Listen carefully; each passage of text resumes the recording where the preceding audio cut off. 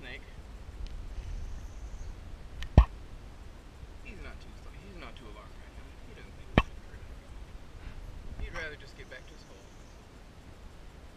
Beautiful snake. I'm not gonna get comfortable with it. See if I can get a view of his head for you close up in the sun. So you can close up. Maybe from there though. In the sun would be better. See that L'Oreal pit? Also, they typically have a slitted eye pupil. A water snake will have a rounded pupil. Easy. And that color on their head is typical, as well as their head being wider, but water snakes mimic it very, very well. And the pattern, you can kind of tell that it's not something to rely on just by itself. Copperheads typically have a light diamond and dark hourglasses, where water snakes have dark diamonds, light hourglasses.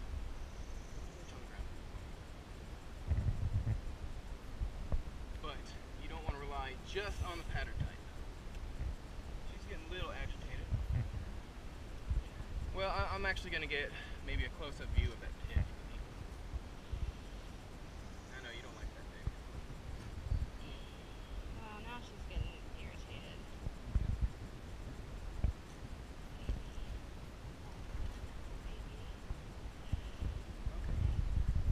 Get close up. You can see that pit in between their nostril and their eye. That's the L'Oreal pit. She's trying to get you. You see that fangs coming out? Ooh, yeah, look at this one sticking out. Solenoglyphistentition, long, movable fangs. And release is crucial. Release the hands. Yeah, I know you're irritated with me, Mama. Let her go. Going back in your hole, up there. There you go. Thank you. Sweat in my eyes. Yeah, I was getting sweat in my eyes. I had to put it down. It's gonna take a minute for me to get used to you picking stuff up like that. This movement is also typical in snakes, mimicking a rattlesnake. Black snakes do it all the time, so do king snakes. It's a good defense mechanism. A rattlesnake has that. Everybody knows what a rattle means. Don't step on me, I'm gonna bite you. Snakes mimic that very well. Mimicry is alive in snakes. It keeps them alive. So mimicry in water snakes, mimicking copperheads, shows that that water snakes evolved after copperheads. Copperheads were here and established this defensive pattern that snakes and other animals recognize not to mess with them, bite you, it's venomous. When water snakes developed that pattern, they got messed with less, so they proliferated, and that's how they're here now. So that shows that water snakes came after the copperhead. So today we've learned the one dead giveaway for pit vipers is the L'Oreal pit in their face. 3 types of pit vipers in America. We got the copperhead we just saw, cottonmouths, mostly down in the southeast, and rattlesnakes. Rattlesnakes are a lot, most of the southern Americas, also in the west, a little higher up in the southeast, and they have a rattle, dead giveaway.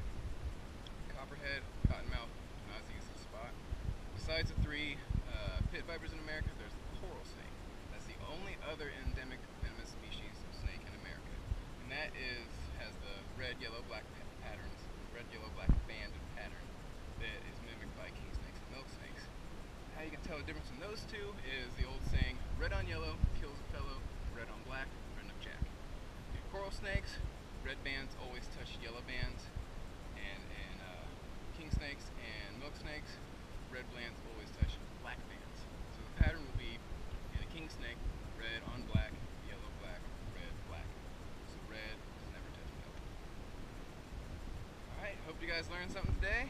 And if you see a snake, see these guys, see how close we got, and wanted nothing to do with us. Leave them alone. Don't kill them. They won't mess with you. Don't mess with them. Have a great day, guys.